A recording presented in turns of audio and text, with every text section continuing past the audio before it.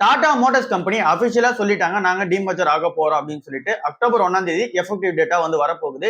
So October 1ஆம் தேதியில இருந்து ரெண்டு கம்பெனியா வந்து பிரிய போகுது. ஒன்னு டாடா மோட்டார்ஸோட பேசஞ்சர் வெஹிக்கல் செக்மெண்ட் தனியாவும் இவி செக்மெண்ட்டும் அண்ட் தென் ஜேஎல்ஆர் பிசினஸ் இது எல்லாமே சேர்ந்து ஒன்னா போக போகுது. டாடா மோட்டார்ஸோட பேசஞ்சர் வெஹிக்கல் அது கூடவே சேர்ந்து எலக்ட்ரிக்கல் வெஹிக்கல் அது கூட சேர்ந்து இங்க ஜேஎல்ஆர் இது மூணு சேர்ந்ததா டாடா மோட்டார்ஸ் பேசஞ்சர் வெஹிக்கல் லிமிடெடா தனியா பிரிஞ்சு போக போகுது.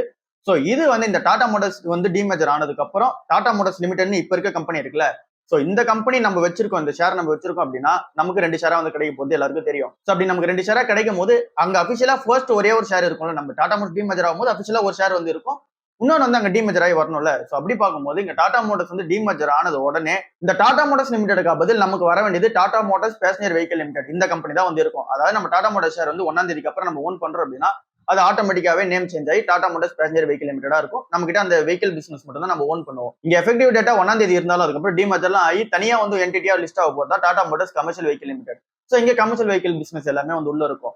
ஸோ சிம்பிளா புரிஞ்சிருக்கும்னு நினைக்கிறேன். இங்க வந்து 1ஆம் தேதியில இருந்து இதுக்கான ரெக்கார்ட் டேட் வந்து இருக்கு. நம்ம 30ஆம் தேதி வரைக்கும் இந்த ஷேர் வாங்கினாலும் நம்ம எலிஜிபிள் தான். ஸோ செப்டம்பர் 30ஆம் தேதிக்கு முன்னாடி வரைக்கும் யார் யாரெல்லாம் இந்த ஷேர்ஸ் வந்து ஓன் பண்றாங்களோ அவங்க எல்லாருமே இதுல வந்து எலிஜிபிள் தான். ஸோ அவங்க எல்லாருக்குமே ஒரு பேசஞ்சர் வெஹிக்கல் ஒரு கமர்ஷியல் வெஹிக்கல் 2 செக்மெண்டா வந்து கிடைச்சிடும் டாடா மோட்டார்ஸ் லிமிடெட்ன்ற ஒரு கம்பெனி வாங்கினா. ஸோ அப்படி நம்ம அந்த ஒரு கம்பெனியை வாங்கும் போது டாடா மோட்டார்ஸ் லிமிடெட் நம்ம ஒன்று வச்சிருக்கோம் அப்படின்னா Tata motors passenger vehicle limited அபிஷியலாவே வந்து வந்துடும். அதாவது டாடா மோட்டார்ஸ் லிமிடெட் தான் இங்க அபிஷியலாவே இங்க டாடா மோட்டார்ஸ் பேசஞ்சர் வெஹிக்கல் லிமிடெடா வந்து வந்துடும். ஸோ அந்த ஒரு ஷேர் நம்ம டாடா மோட்டார்ஸ் லிமிடெட் வச்சிருக்கிறது அந்த ஒரு ஷேர் அப்படியே அங்க நேம் சேஞ்ச் ஆகி டாடா மோட்டார்ஸ் பேசஞ்சர் வெஹிக்கல் லிமிடெடா வந்து இருக்கும். ஸோ அதுக்கப்புறம் தான் டாடா மோட்டார்ஸோட கமர்ஷியல் வெஹிக்கல் செக்மெண்ட் வந்து புதுசா வந்து ஆட் ஆகும். அது கொஞ்சம் டைம் எடுக்கும். அதுக்கான எக்ஸாக்ட் டேட் என்ன அப்படின்றத மாதிரிலாம் வந்து சொல்லல.